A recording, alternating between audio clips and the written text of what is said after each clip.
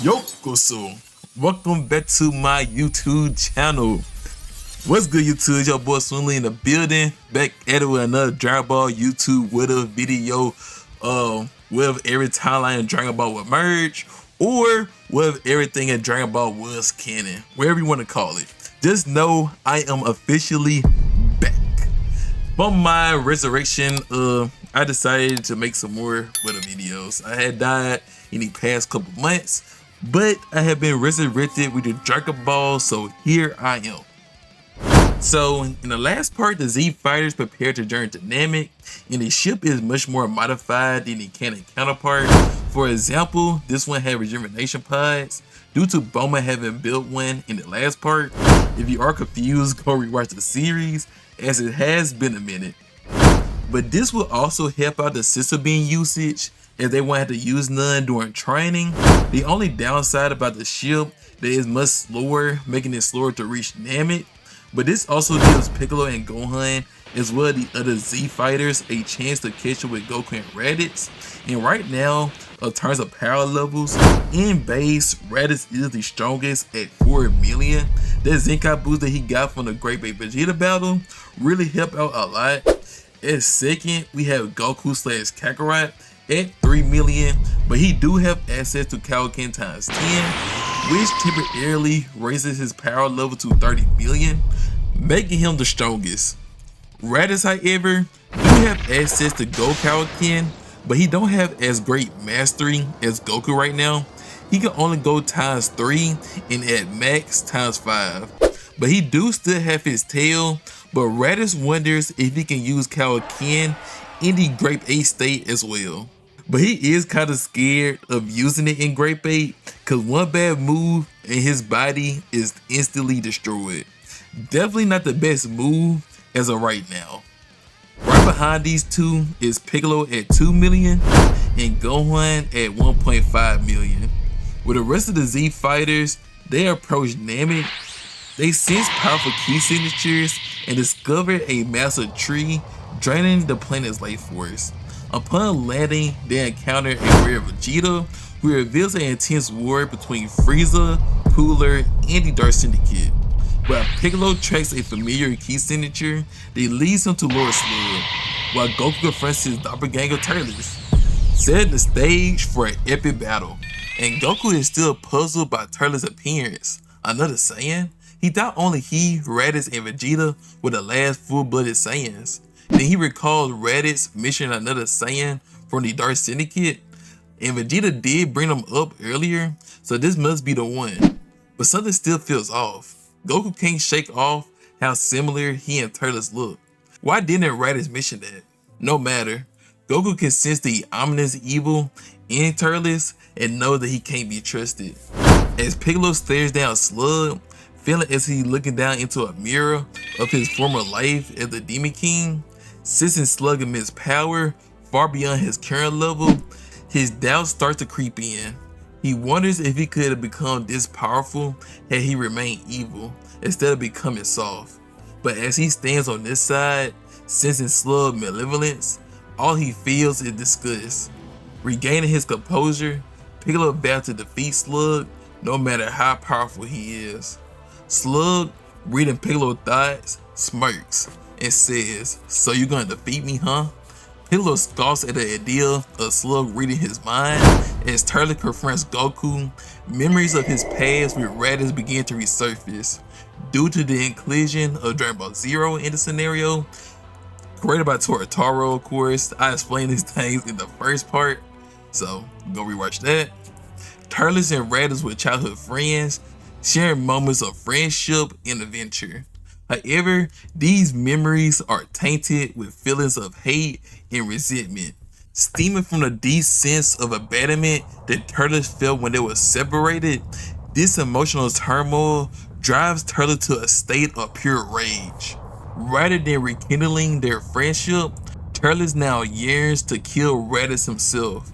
His ki surges with intensity, surprising everyone, including Lord Slug, who had never seen Turles this enraged. Sensing the imminent danger, Slug quickly assumes a battle stance, warning the group that they are in for a wild fight. Turles, consumed by his fury, demands to know from Kakarot if Raditz is still alive. Goku, unaware of the history between Turles and Raditz, remains silent, which only served to further enrage Turles. In a flash of incredible speed, Turles punches Goku, sending him flying miles away, leaving both Piccolo and Gohan in shock by Turles' raw power and speed.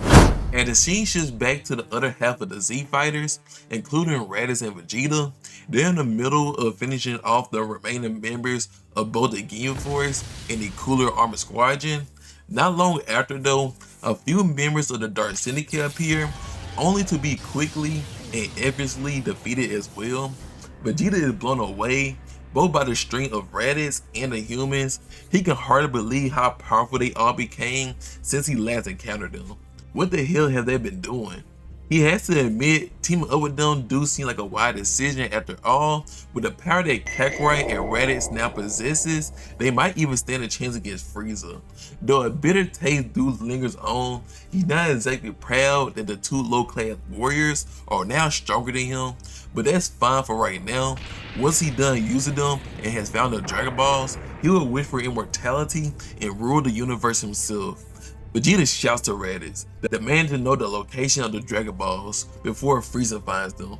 Raditz, looking back with irritation, snakes back at the prince, reminding Vegeta that he's no longer his lackey. But Raditz can't deny that Vegeta has a point. Turns to Krillin, Raditz asks where the nearest Dragon Ball is located. However, Krillin's expression suddenly shifts to one of fear. There are actually 5 of them heading this way, and they are all grouped together. Krillin steps back as a chill runs down everyone's spine as they sense a ominous, overpowering key. It's Frieza. Vegeta and Raditz leap back, join the rest of the group in a defensive stance as they brace themselves for Frieza's arrival. The tyrant lands with fear and scowl, his eyes scan the group and the fallen remains of the Ginyu Force. His rage is palpable as he mocks Vegeta, calling him a true monkey to the end, carrying with the very people that defeated him. Without warning, Frieza powered us to his final form, unleashing around 50% of his full power. The sheer force of his energy paralyzed the group with fear. Even Vegeta and Raditz find themselves unable to move, sensing that any sudden action would mean certain death. Raditz in particular is overwhelmed by a sudden chilling vision. A brief flash of light of Vegeta coughing up blood down from a death beam. The vision leaves Raditz with a splitting headache and a sense of dread. As Raditz tries to shake off the vision, a real death beam whizzes past him, striking Vegeta right in the chest. Vegeta gasps for air, blood spouting from his mouth as he collapses to the ground, life fading fast. Frieza, clearly fed up with Vegeta's defiance, sneers, satisfied with taking down one more monkey. But before Frieza can choose his next victim, another sinister presence makes itself known. Cooler descends from the sky, holding the last 2 Dragon Balls.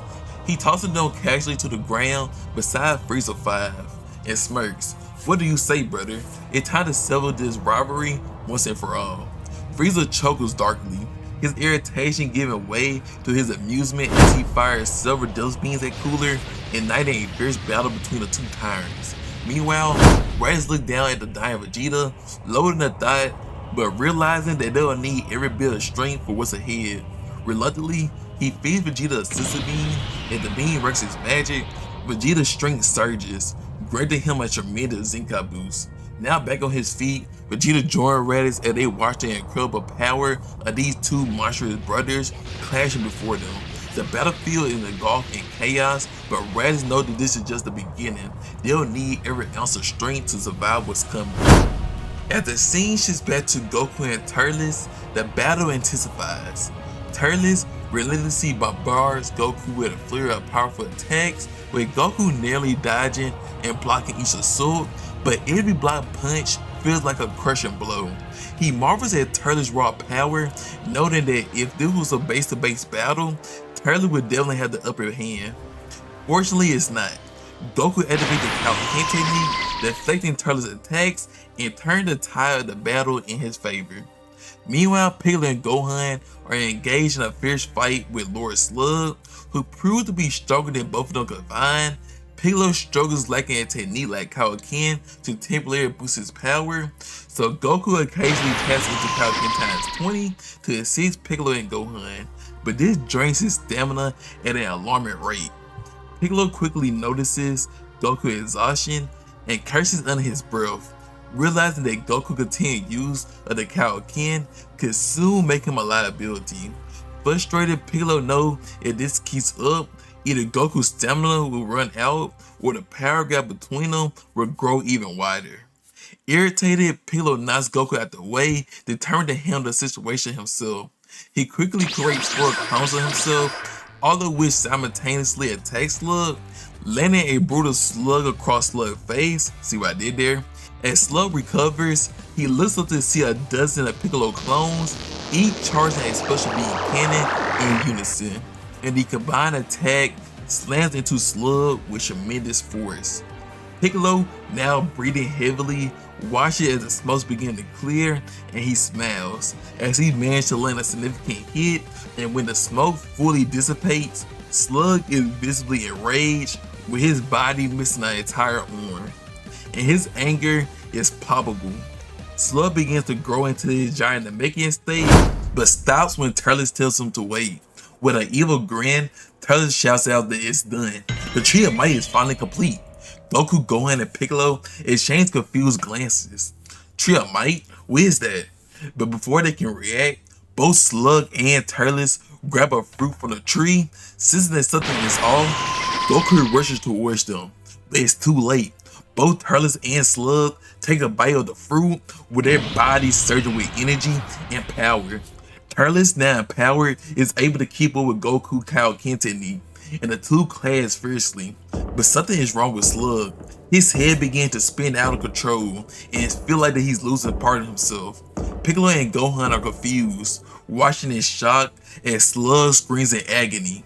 If you don't remember from the last part, Slug did merge with some weakened Namekian warriors, and now they're starting to affect him. When Slug got that boost in power, so did they. So now with all this power that he now harnessed, he also having an internal battle for control.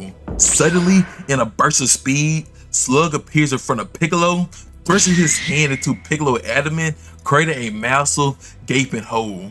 Gohan, enraged, charges at Slug, but Slug effortlessly backhands him away, knocking him out cold. Slug then pulls his hands out of Piccolo, unleashing a point-blank mouth blast, sending Piccolo flying as his ki begins to fade.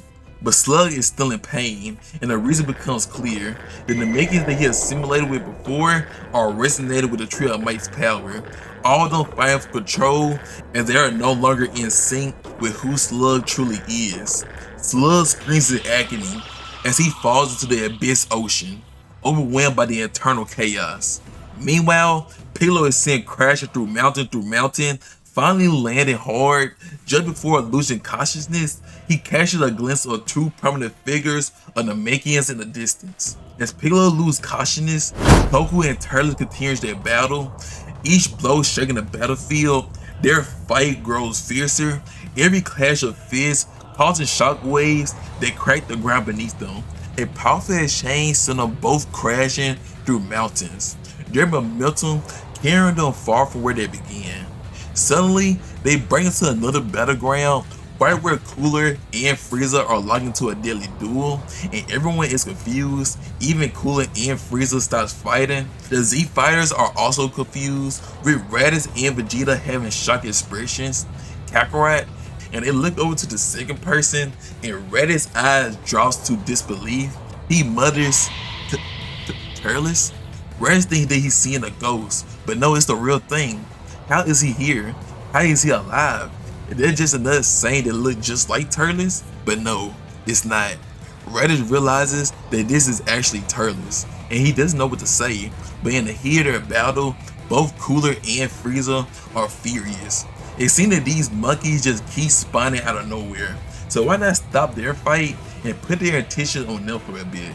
With Goku and Turles reluctantly halting their battle, and the battlefield shifts, feeling like it's like on the verge of exploding, and the two Saiyans recognize the greater threat that Frieza and Cooler now pose.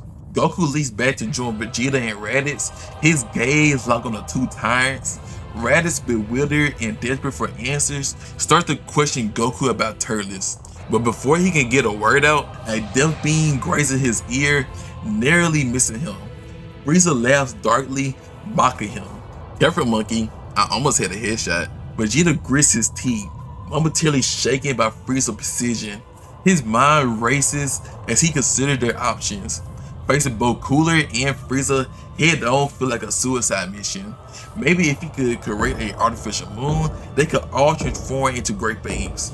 That might give them a chance, but that would also lower his battle power at the same time.